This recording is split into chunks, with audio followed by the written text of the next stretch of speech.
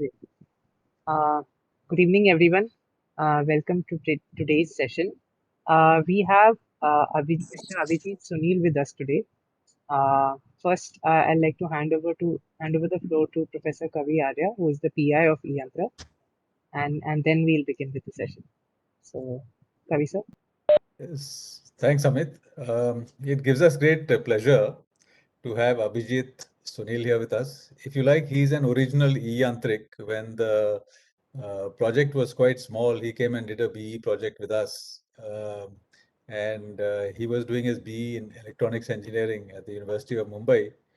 And straight after that, he went off to the US and did his MS in computer engineering from, I think, Southern Methodist University. Yes, Yes. yes, that's right, And, sir. and now he's an analyst with Forrester Research, right? A company on whose reports a lot of corporates base their strategy. And his own research there focuses on sustainability. So we thought it'll be good for him to speak to our little community of the eYantra Innovation Challenge, which is working on the ideas related to agriculture.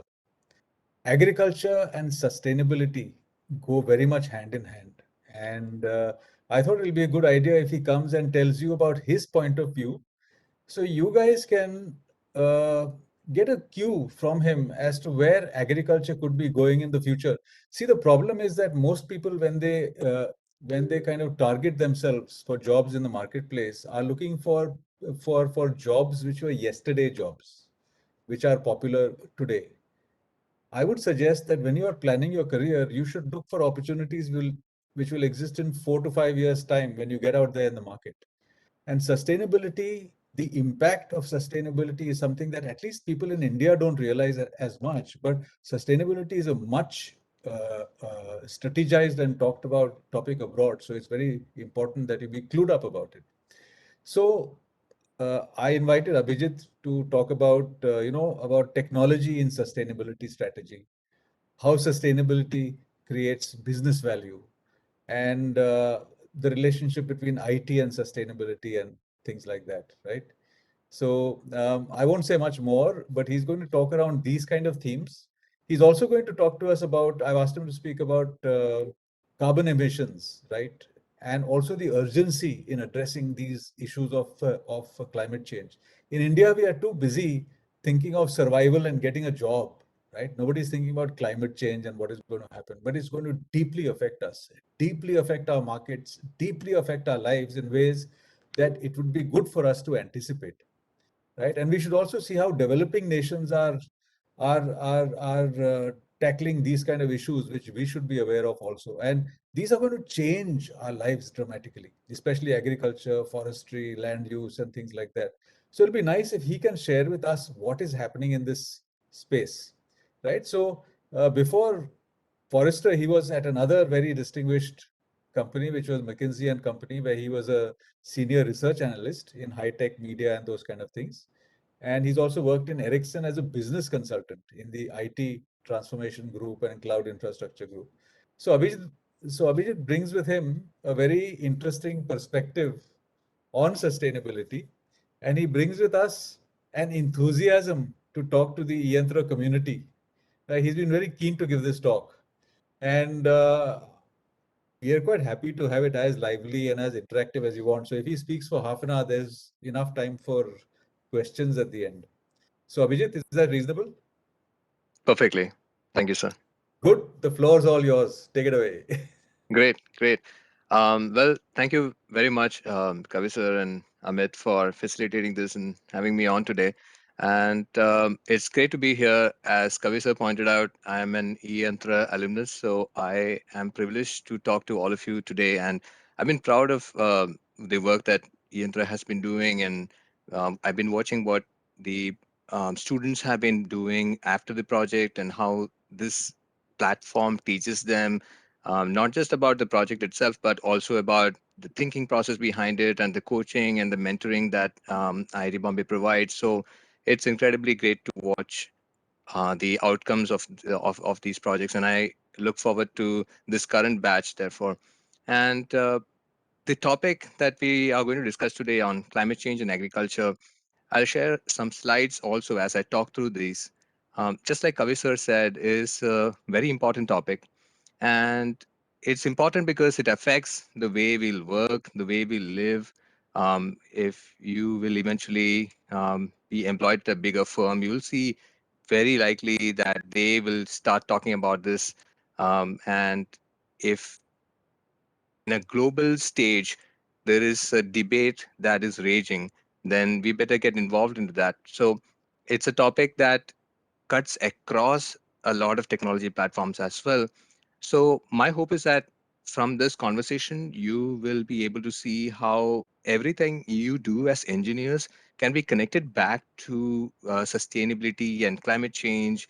And most of the problems that we need to solve are to be in these areas as well. So first, we'll look into some emissions data and how we got here and why this is an important topic of discussion.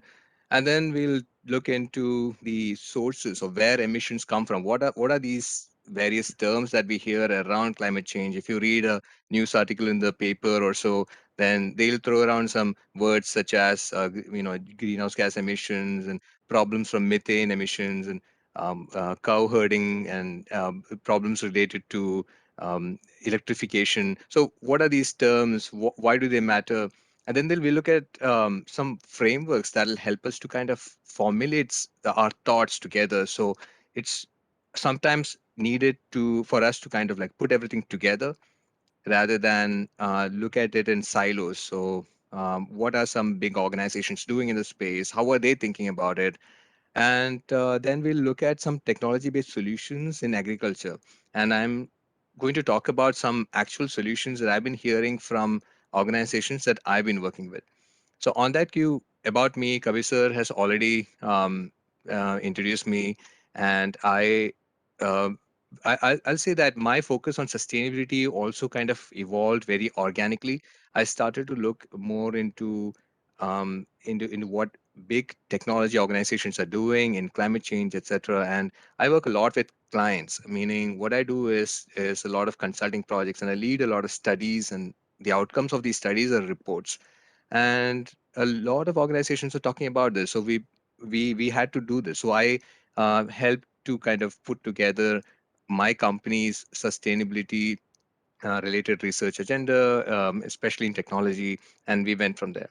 And so at the end of this, like Kavisa mentioned, we'll certainly have a Q&A session. So please put in any questions you have into the chat or so. You don't have to come on video or anything if you don't need to. And please remember that there are no dumb questions. If you want to ask me some interesting questions like why can't we just electrify an entire airplane or a ship, then please do ask me that question because that is a very interesting answer. So you can just put those questions in the chat, and one of us can kind of look into that, and we'll go through as many questions as we can. So we'll get right into it. So this is how the global emissions look like, where emissions, meaning greenhouse gas emissions, come from. Now, greenhouse gas emissions are the main villain in this whole theme, and as you all probably know, greenhouse gases trap heat and therefore the world is warming up. And this data and this classification comes from a group called the Rhodium Group. And they classified the emission sources into these categories. So we can see here on top is agriculture, which is about 1/5 of the entire global emissions. Then there is electricity generation to the right of that in dark green, which is 27%. So electricity generation is how we generate electricity, just by burning fossil fuels. So that puts out carbon into the atmosphere. That's 27%. Then there is transportation. So we put out emissions when we take a flight because the engines in an aircraft or the emissions that come from a ship all contributes to the greenhouse gases in the atmosphere. Then in manufacturing, so manufacturing encompasses everything, right from Christmas trees to cement to industrial manufacturing that needs to be done in metals like steel, all of those things, and it's a huge uh, challenging piece of this whole puzzle. But we'll get into some of that. And then lastly is buildings. And buildings is not just how we kind of build buildings, these very steel and glass towers around us, but also the energy that those buildings use to cool itself down.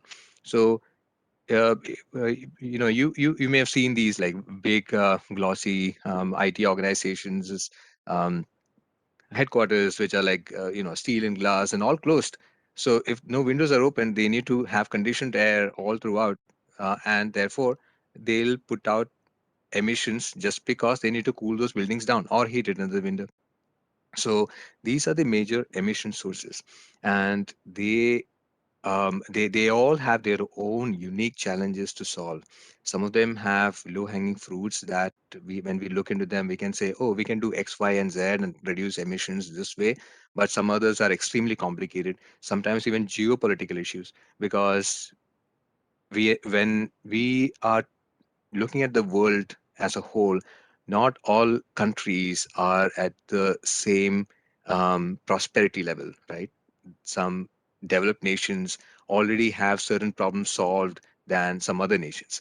Just like Kavisa mentioned, in India, we are sometimes still trying to solve some basic problems for our citizens, and that kind of disparity in what types of problems are priority for many countries also bring up its own challenges in the whole debate on how we can tackle climate change.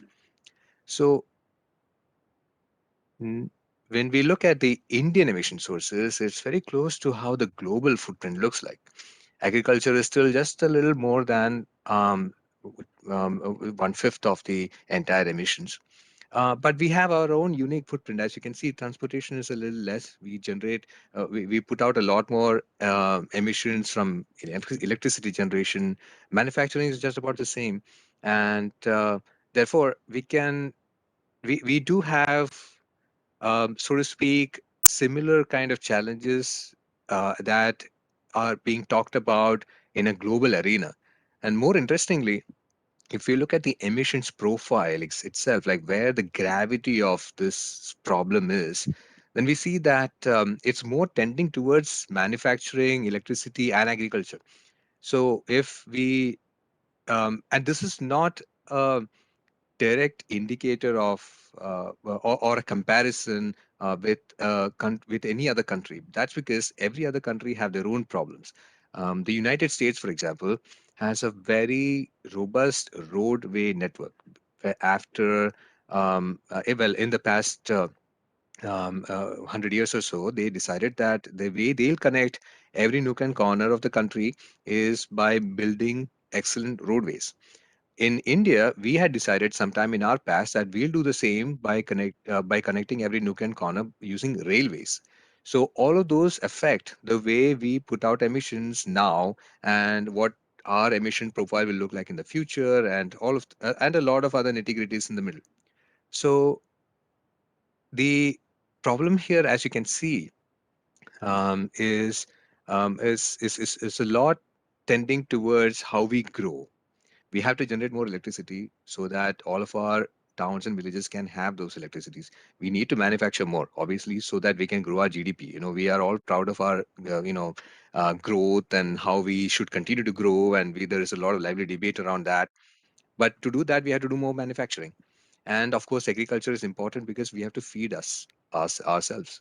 So we therefore rightfully have these problems, which poses its own unique footprint for us, and which we need to consider in from our own lens, from an Indian lens. Um, to go a little deeper into all this data that we're looking at. So if the global emissions is what we see here on the left, close to 10,000 million metric tons, then India contributes around 5.6% to it, and the US contributes 5.7% to it, and China double of that. So as you can see, this is why I mentioned that each country has its own unique kind of challenge to solve. You can imagine that the agriculture in the US look a little different from the agriculture that we do in India. The types of machinery that the US farmers might use, etc. But our emission look almost the same. So if we are saying that we'll reduce all of these emissions in agriculture, then do we take the same approach? Maybe and maybe not. So that's what I wanted to point out here. On the other hand, this also points out how, in the world stage, there are certain countries that have more contribution in each sector than the other. Now, here's an interesting quote that recently was quoted in a book, and it's very interesting because there was an author called Paul Ehrlich, and he said in 1968 that in the 70s and 80s, hundreds of millions of people will starve to death in spite of any crash programs that we implement. That's because we will not be able to scale agriculture to the level of how population is increasing. And he particularly said that in India, we wouldn't be able to feed 200 million more people by 1980. And he said everybody else is going to starve and die. But fortunately, we're all here and we haven't died yet. And that's because even though our population grew almost twice since then, and in fact to 800 by 800 million, we did increase the generation of wheat and rice by 3x, and our economy actually grew 50x. So therefore, we never had the apocalyptic problems that the book predicted. That is almost all accounted to the agriculture revolution that was brought forth by a man called Norman Borlaug. Some of you might have heard about this and or heard about him and the agriculture revolution in some of these previous sessions you might have had. But these innovative agricultural practices that we brought to our shores, which included high yielding variety seeds, feed and plant protection practices, including financial measures such as subsidized credit led practices, assured irrigation and irrigation based models for agriculture, and then that miracle called synthetic fertilizer, which is one of the more low key but highly which was a small step but a huge leap, just like Neil Armstrong said, in agriculture practices, because synthetic fertilizer led to corn, for example, a corn plant to generate 10 times more corn than it would otherwise have in the wild. So all that led to much more food production, economic growth of various countries including India, and none of us had to actually go through that prediction that he made in 1968. And if you think about it, when was the last time that we heard of starvation related death on the scales of what we learn about in history books? We do have problems recurringly, but it's not to the scale where how in history somebody had to write that the banks just were bleached by the bones of Indian farmers.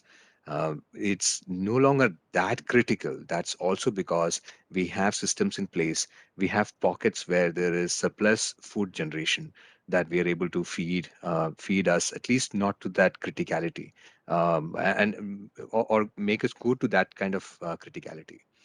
So I wanted to point this out because we did not really go through that grave fate because of innovation.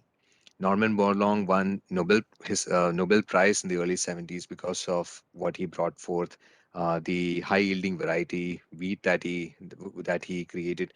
That I think now more than 98% of all wheat that we eat is some derivative of that high yielding variety that he created. So what that author did not account for is innovation. What that author did not account for is engineers like us.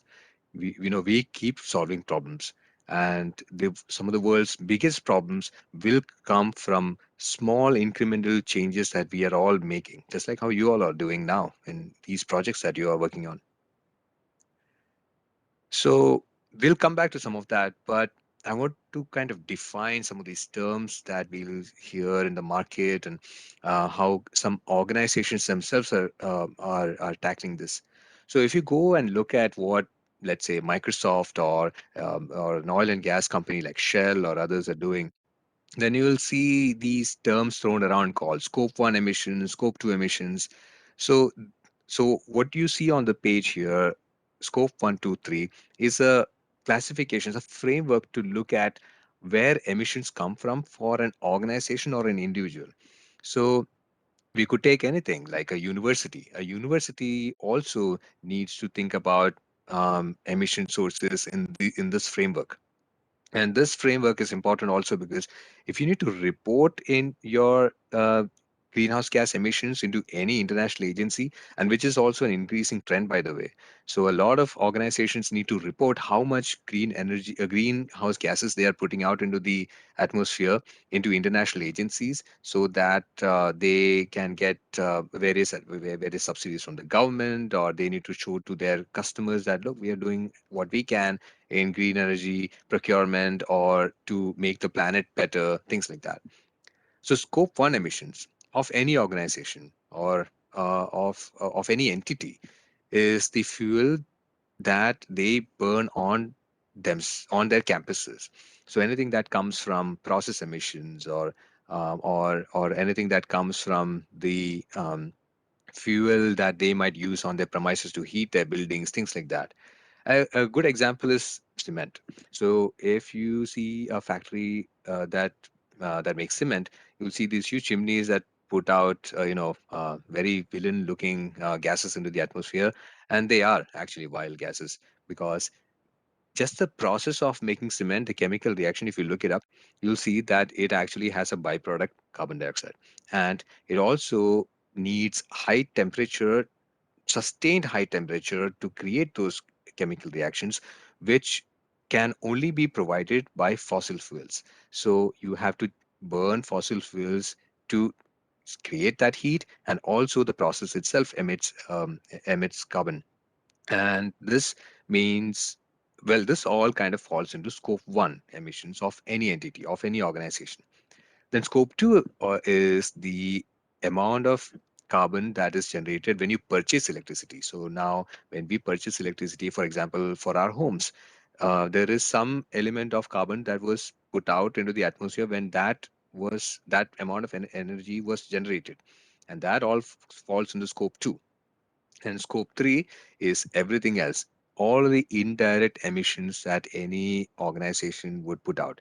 For example, if I take a flight, then the emissions that that flight put out will be counted into my company's indirect emissions, into scope 3.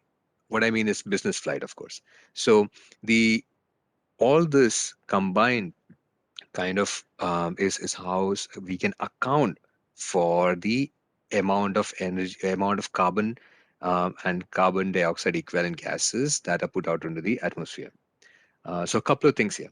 I said carbon dioxide equivalent gases. What I mean by that is greenhouse gases as a whole consists of many different types of gases. So carbon dioxide is one part of that. Then there are also other nitrous gases, methane, and others. So when international agencies like the United Nations and others look at the greenhouse gases as a whole, what they often talk about is carbon dioxide equivalent, meaning they combine all of these other gases, and they say that this much is the equivalent of carbon dioxide that all of these other gases also make. Then the other term that I used over here is around reporting. Now, Kavisa mentioned how this is an increasing topic of discussion in the international stage.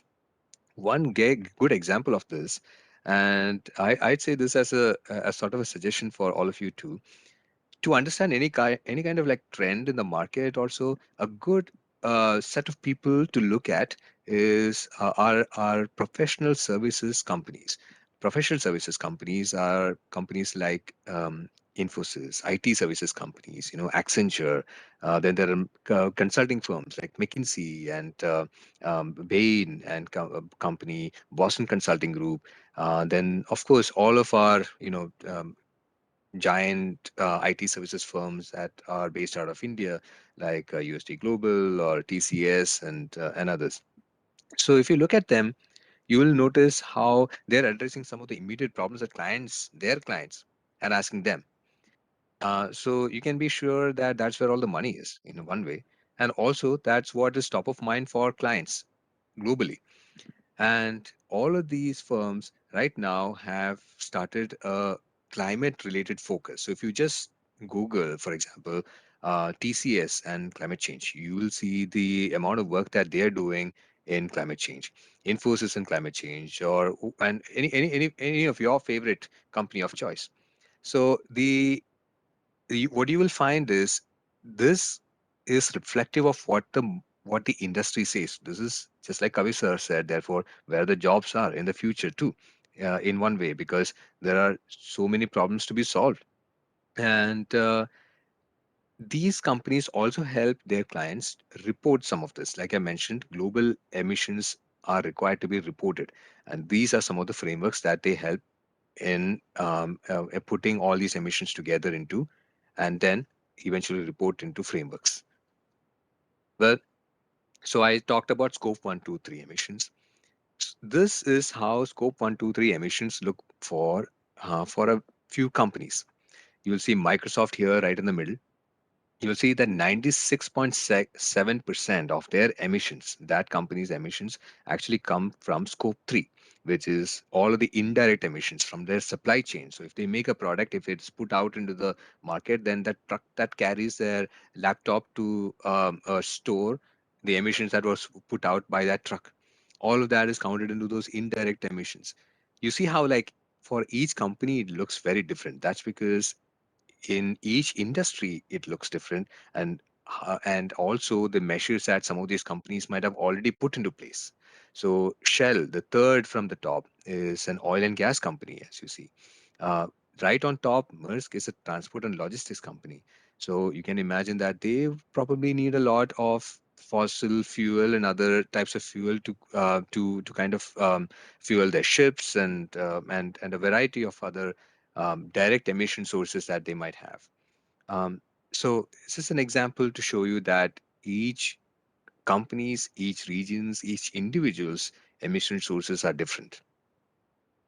I often talk about how the opportunity in addressing some of this lies in optimization. And this is why the work that you're doing now is exciting, because all of these technology related problems help optimize something.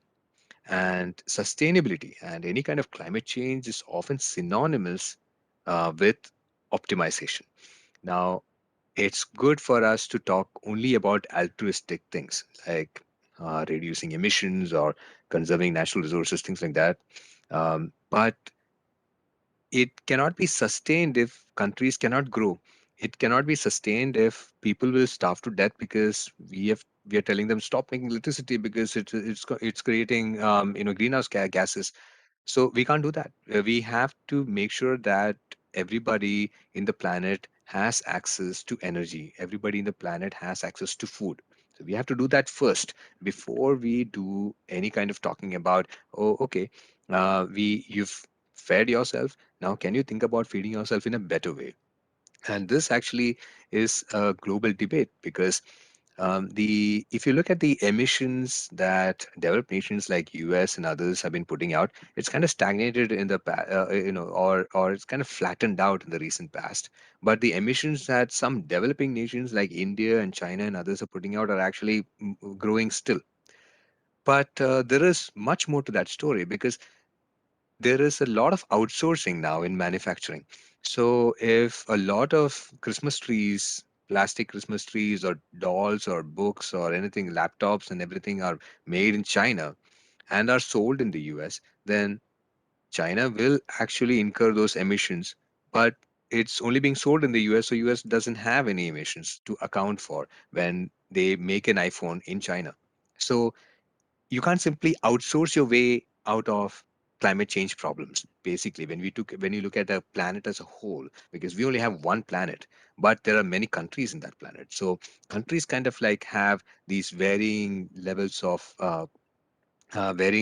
debates among themselves as to, okay, so we are not putting out enough this much emissions, why don't you not do that too?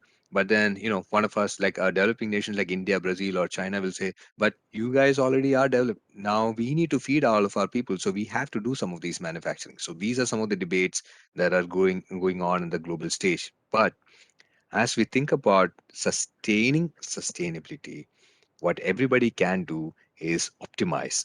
Rigorous optimization in everything, in the work we do in technology, in the way we run companies, in the way we do manufacturing, transportation, everything.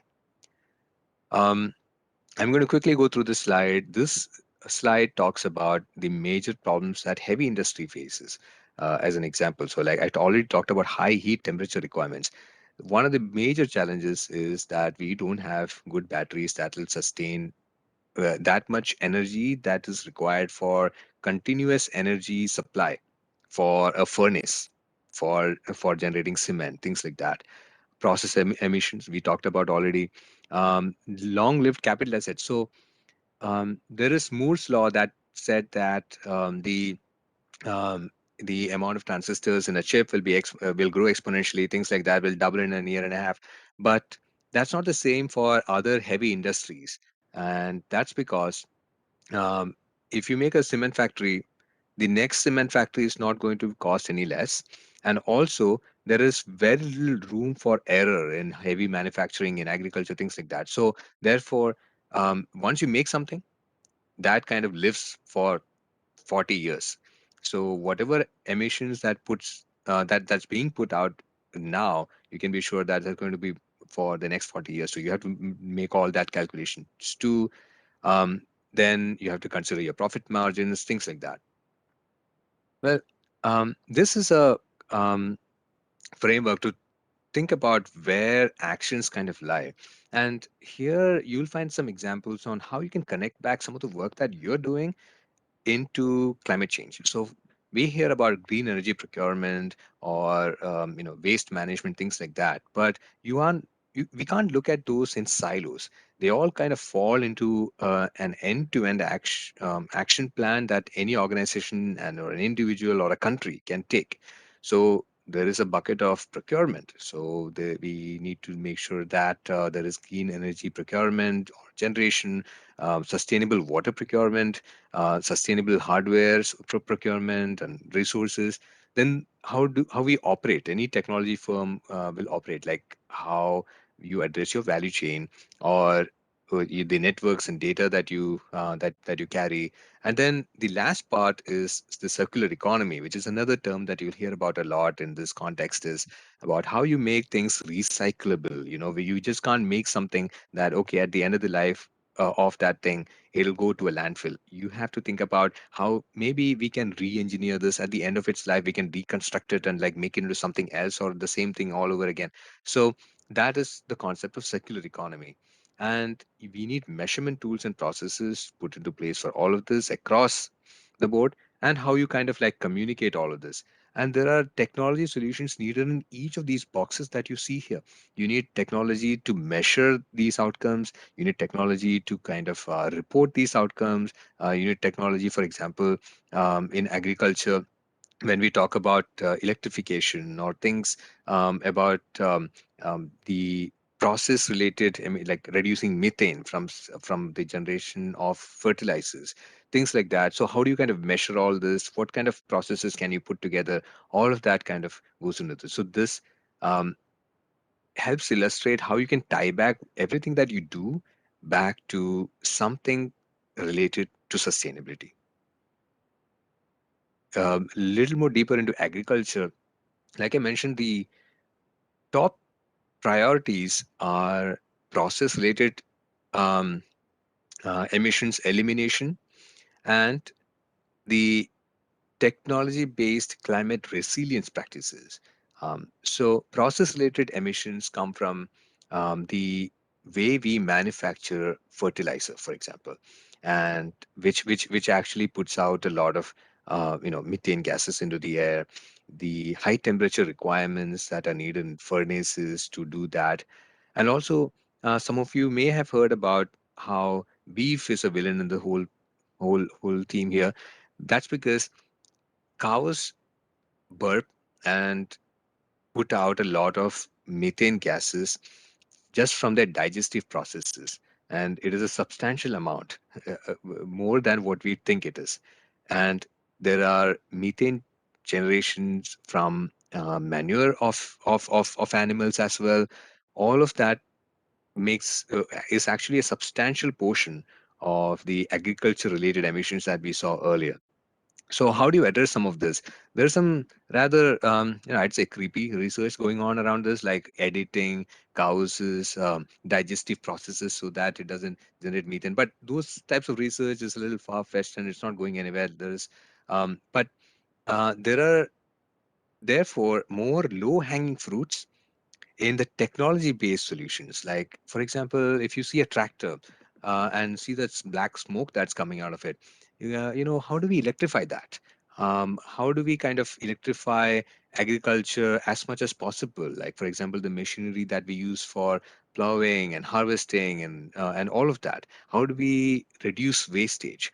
There is a lot of innovation that is now happening around how you can employ some of our emerging technologies in AI, ML, and other things to kind of predict the amount of wastage or the right harvest time, some of those things, so that we can create technology-based solutions to optimize the way we do agriculture.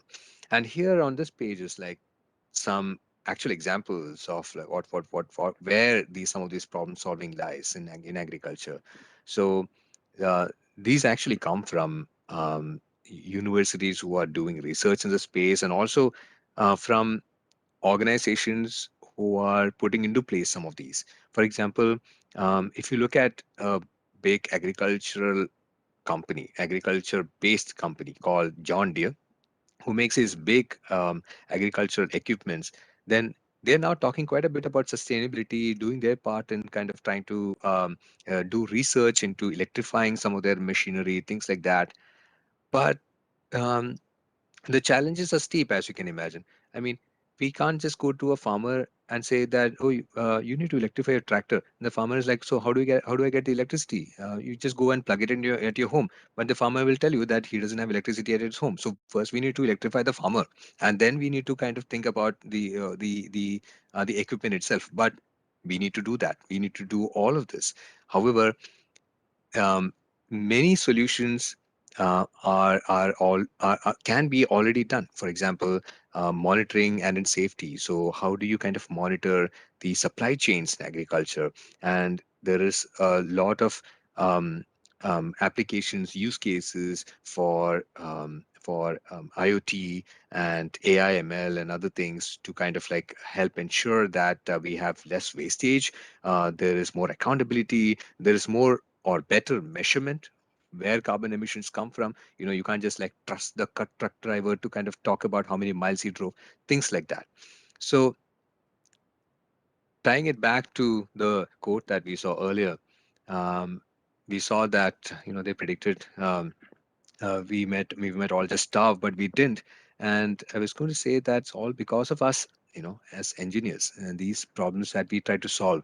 We saw actually earlier in the presentation about these end-to-end actions an organization can take. So in procurement or in waste reduction, and any kind of solution that you build can all be connected back to some optimization lever like that. So if you're working on a project that employs blockchain, for example, what is the ultimate benefit of that is perhaps data accountability. And when we look at what kind of solutions therefore can come out of that in sustainability. So try to connect those dots, and those small increments will actually make a big change into how we can address these challenges.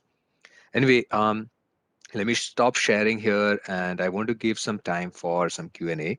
And if there are questions, we can talk about those, or I can get into some details also into what we talked about at this time. Yeah, sure. Uh, I guess Kavi sir would like to add something. He generally adds, Kavi sir. Indeed. He generally adds, no, I'm listening this time. In fact, what I'm looking for is, can you give us some big ideas, right? Like we have everybody here who's looking at agricultural innovation. Okay. Can you think of some big ideas? Like you talk about optimization, right? So one big optimization I can think of is optimizing the amount of water that one uses through drip irrigation, right?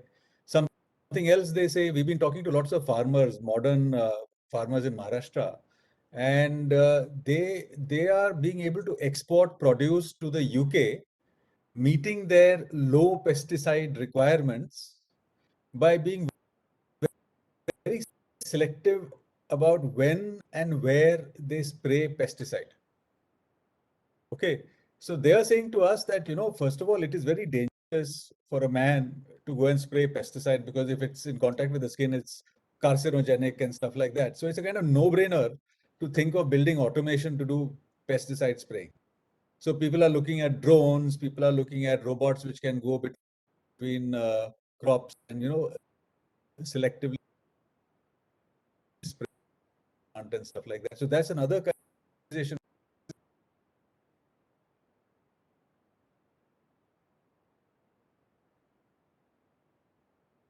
Kavisa froze for me. Yeah, I don't. Make your exportable. Yeah, um, yeah, you Kavi first sir, first.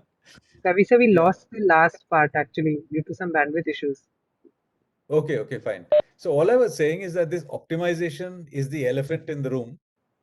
It sounds very innocuous, this word, but there's a lot of cool stuff that can happen with the use of technology. So I'd like to just invite everybody here to think along these lines, to perhaps suggest what they might think could be optimized in the area of agriculture. I've given two examples. One is pesticide spraying. The other is drip irrigation, optimizing water. It could be optimizing cropping, right? Which crops to sow when, right? And also when to harvest, optimizing when to harvest, because we've been talking to horticulturists who are saying that, sir, it would be great if we had some kind of way that we could know exactly when to harvest which of the pomegranates in the tree, for instance, based on how the temperature has been changing and the condition of the pomegranates. If they keep it too late, you can't go to the market with it, it's overripe. If they do it too early, it's not ripe enough. Harvesting at the right time, the optimal time. So there are lots of these kind of use cases which are out there, but because we have not used technology and we've depended totally on the farmer's native wisdom, which often because of war, climate change, and new crops that you want to grow and stuff like that, new seeds and all that, might not cope with these kind of changes which are actually happening out there. Anyway, that's a long answer to a short question, right? But this is just But to that's very true, invite. sir. Yeah.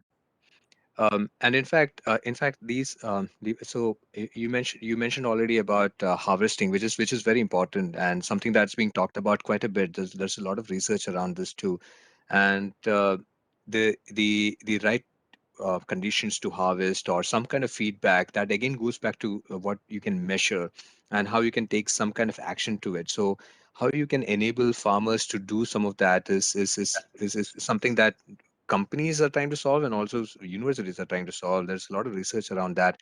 Also around some of this is disease detection.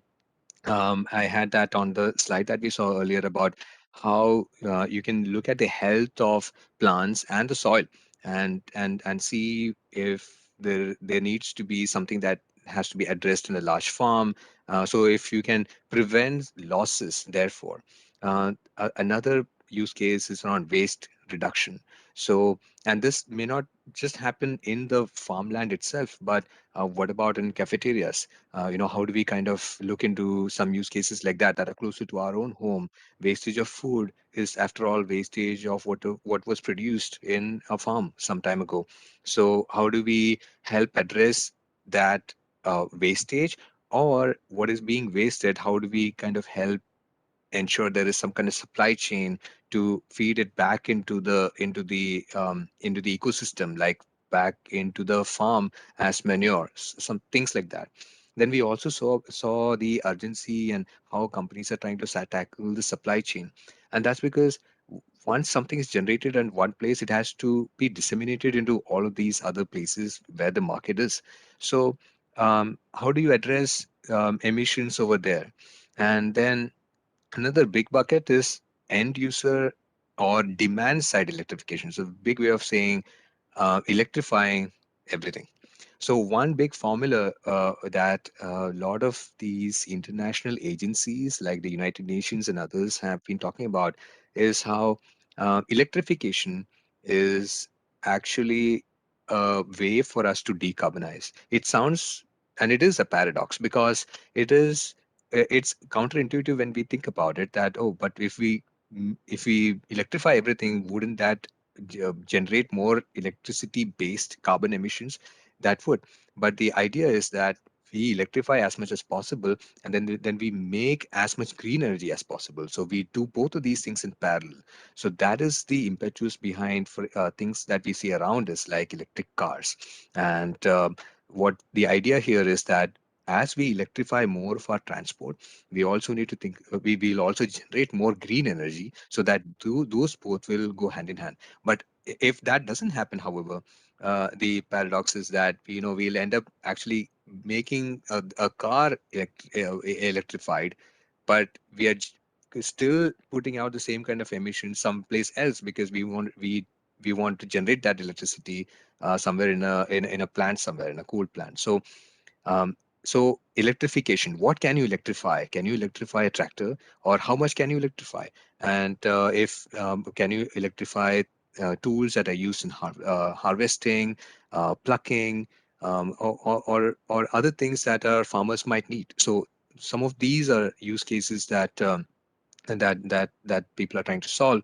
Other things are other technologies based on GPS, for example.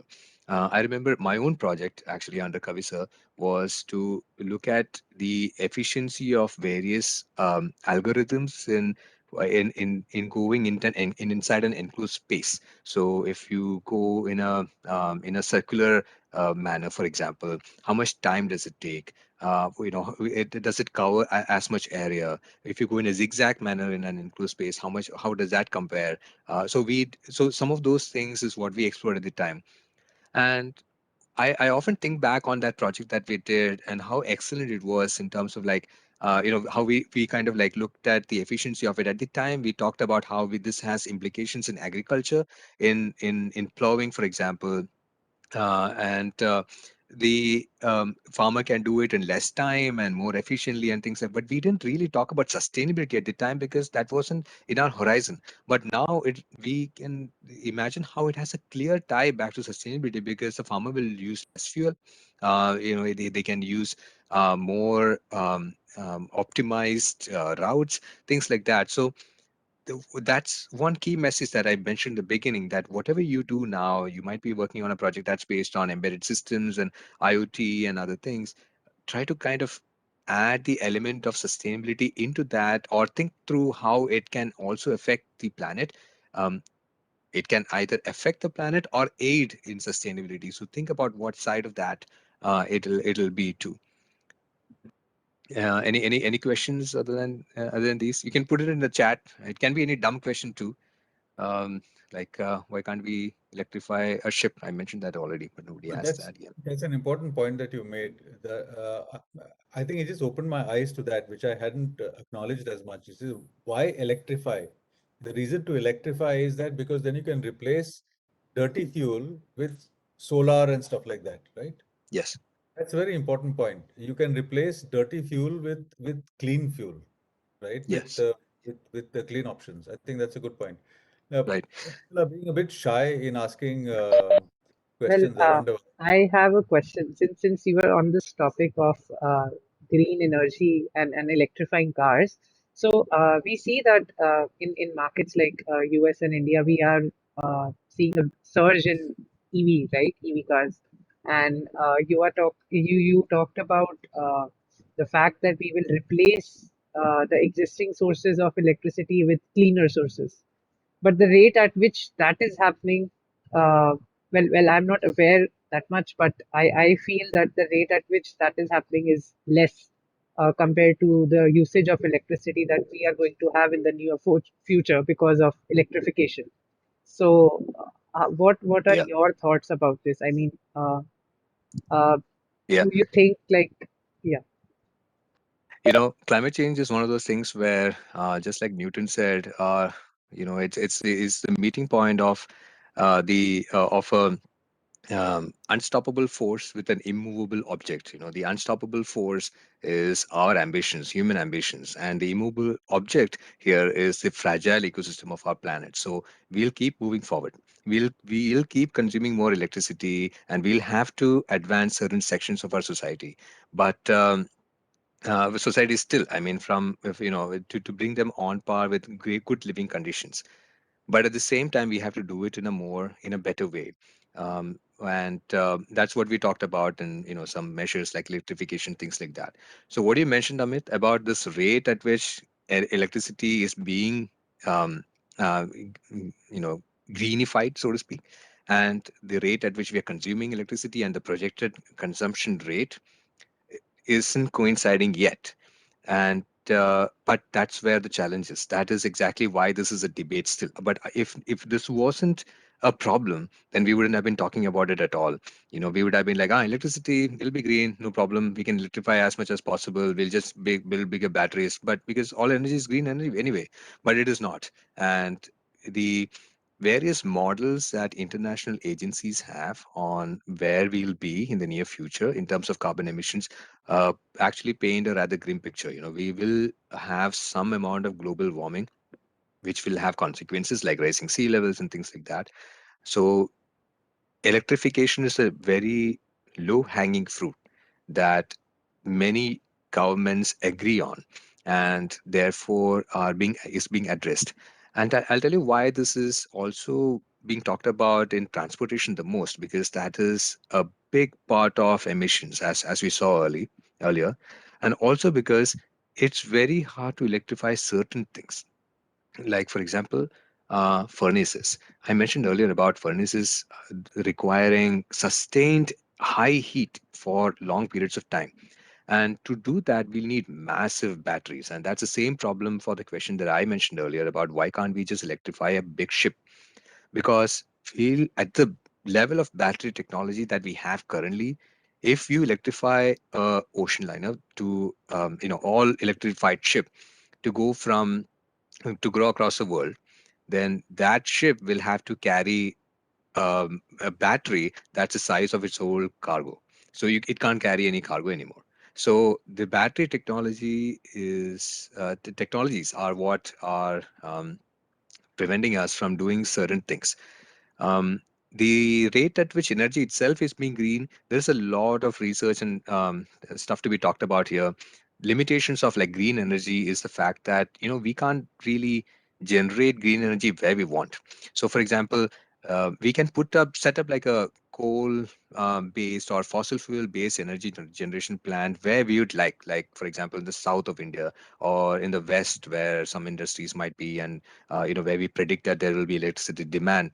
But the if we put like a big solar field in a very rain-fed region, then there won't be sun there for like 3 months of a year. So we'll have to generate solar energy where the sun is available, and then transport that electricity to where we need it and store it there for when we need it, like at the night time, for example. So these are some challenges in green energy that we need to solve for, and that's where all the innovation will see will happen. correct. There's a question Thank you. here from who is it? Priyanshu, who's saying that why isn't there more acceptance of nuclear energy in Western Ah, countries? excellent question. So nuclear energy is a very debated and controversial topic because of the safety issues, as you might already know since you asked this question. So the uh, um, nuclear energy is green, so to speak, because it doesn't really put out as much carbon emissions as some of these other fossil fuel based sources does. But the problem is safety. In a country, we have to understand in a country like US or somewhere in northern Western Europe, where they have surplus of other options. They put safety and other things first. So when even if there is a single accident in a nuclear plant somewhere, they will make policies to kind of like, why do we need this? We have other options, and why are we putting people in danger? It's a very debated topic, because if you look at the amount of people who might have actually had fatal accidents in a nuclear plant versus any other statistic, it may not be as much, but the number of people working in a working in a nuclear plant versus the number of people who might have had an accident, that ratio might be high. So considering all of that, the debate kind of still rages. There are some countries like France where there is a high proportion of nuclear energy, and there is a big push for it to be much more in other countries too. But it's a controversial topic, and people would like to see it come up more. But we need more safety systems. We need more innovation in making it much more safer. If there's a nuclear plant that's suddenly announced in your town, would you buy a house in that town? Those things are to be considered. Good answer to that. In fact, we've spent quite a bit of time now. Maybe we have time for one question. Amit? Yeah, I see one more question from Kashyap, but I think his question is similar. I'll just read it out. For generating electricity, there are various sources like nuclear plant or thermal plant other than green sources, which are more dangerous. So will it be okay to electrify all things? Hmm. Well, actually, that's a two-part question. Will it be okay to electrify all things?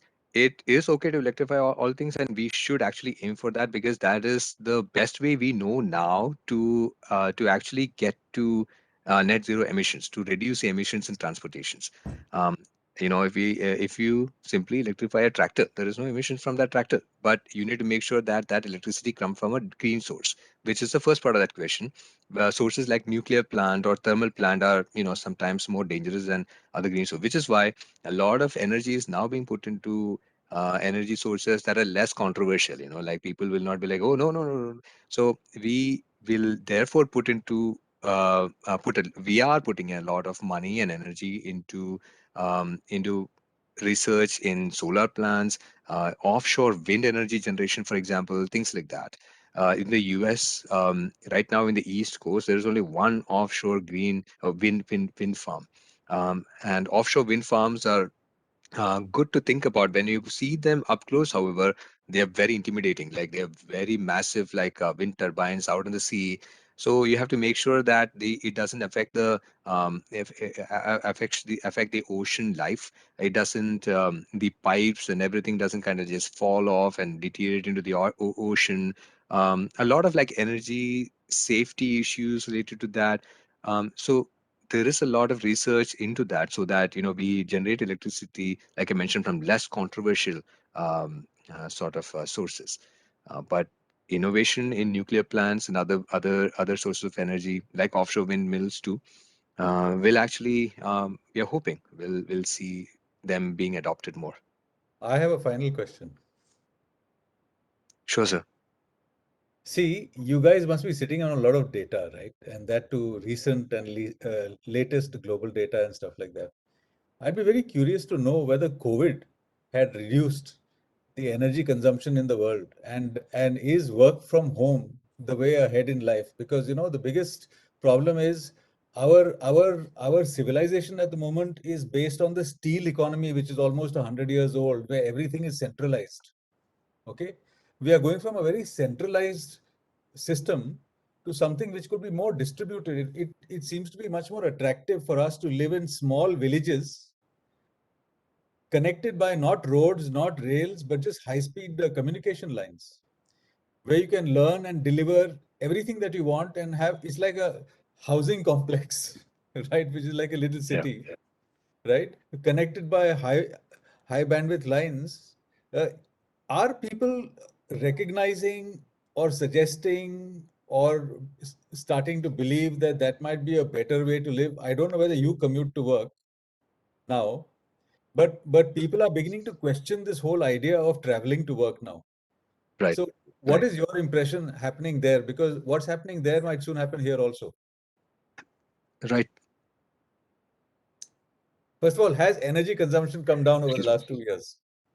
Well, actually, sir, energy consumption itself, um, I haven't seen any data on like the global energy consumption itself, but I assume it has not. But what has come down is the emissions itself, because manufacturing had been put on a slight pause during COVID times. Transportation industry also took a little bit of beating when people didn't fly as much, and there are some of these other sectors that we talked about were put on a slight lag or a pause during COVID time when everything shut down. But I was skeptical about the energy data itself because we are just distributing or transplanting where energy was used earlier. So earlier, when we were plugging in our laptops or using lighting up our offices, we're doing the same now at our homes. There is some amount of optimization there because we might have already used our homes already, homes kind of electricity usage anyway, but then not quite. For example, I'm actually now working with a client of mine who is trying to calculate how the energy patterns looked like during COVID times. The exact question you asked, sir. And the answer is, when we look deeper, there was really no difference because they had to have their buildings cooled down and heated during various seasons. They had to have their data center running. They have to have their supply chains also going.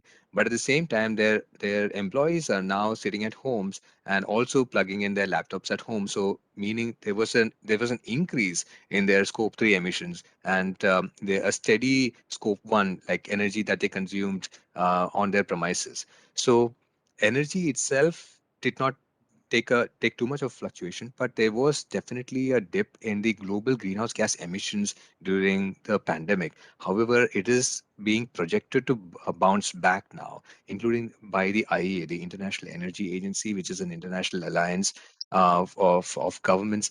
They've predicted that it'll kind of bounce back to pre-pandemic times or even more, because everyone's now trying to kind of patch up for the lag in development or development indices that they've had during the past couple of years.